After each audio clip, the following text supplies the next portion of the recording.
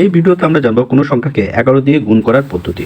এবার আমরা যদি 11 দিয়ে কোনো সংখ্যাকে গুণ করি, যে কোনো একটা সংখ্যা ধরো 1, 2, 5, 6 গুণ 11 করলাম। এই ক্ষেত্রে দেখো একদম সহজে এই যে 6 আছে, এই 6টাকে প্রথমে লিখে দাও। আমি একটু কালার চেঞ্জ করে নিই। এই 6টাকে আমরা লিখে দিলাম। এবার এই 6 আর এই 5কে যোগ করে 6, 5, 11, 11 1 হাতে থাকলো আমাদের 1।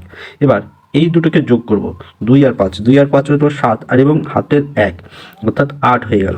এবার এই যে 1 আর 2, 1 আর 2 যোগ করলে 3 হয়ে যাবে, এবং শেষের যে একটা সেটা আমাদের রেখে দেবো, অর্থাৎ উত্তর হয়ে যাবে 13,816। ঠিক আছে, ঠিক একই রকমভাবে যদি আরও একটা অঙ্ক করি, একই রকমভাবে আমরা গুণ করব 2, 5, তারপরে 6, 3 গুণ 11। ঠিক আছে, যে কোনো সংখ্যাকে তুমি এইভাবে করো, দেখো পেরে যাবে। দরকার হয় ক্যালকুলেটার অবশ্যই রাখো।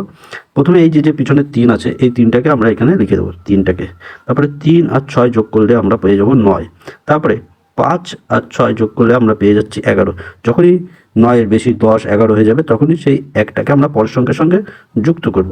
এরকম 5 আর 2 7, আর হাতের 1 8। ঠিক আছে, এবার এই 2 করতে 2 বসে গেল। এখানে আমার 8 পরে হাতে কিছু নেই, তাই এটাই বসে গেল, অর্থাৎ 28,193 হয়ে গেল আমাদের এটার উত্তর। এবার যদি আরও একটা দুটো করি, দেখো খেয়াল করো, আমি এটা মুছে নিই। দেখো আরও একটা যদি আমরা করতে যাই, তাহলে আমরা যে কোনো একটা পাতাচ্ছি, ধরো পেন নিতে হবে। 3, তারপরে 1, 5, 6, 2। ঠিক আছে, গুণ 11। এবার 11 দিয়ে গুণ করতে গেলে এই যে আমরা 2 আছে, এই 2টাকে পিছনের 2টাকে আগে লিখে দেবো।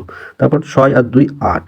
ঠিক আছে, এবার 5 আর 6 11, 11 1 হাতে থাকলো আমাদের 1। এবার এই 1 আর 5 6, 6 আর হাতের 1 7 হয়ে গেল। তারপরে 3 আর 1 4, আর এই 3 করতে 3 বসে গেল, অর্থাৎ এই ক্ষেত্রে হয়ে গেল 3,47,182। এটাই হয়ে গেল এর উত্তর। ঠিক আছে, একই রকমভাবে যদি আরও অঙ্ক করতে চাও বা এই ধরনেরটা করতে চাও, অবশ্যই এটা দেখো, এটা আরও একটু ভিন্ন। দেখো 11 গুণ 11 কত হয়, বা 1 1 1 3টে 1 গুণ 1 1 1 কত হবে।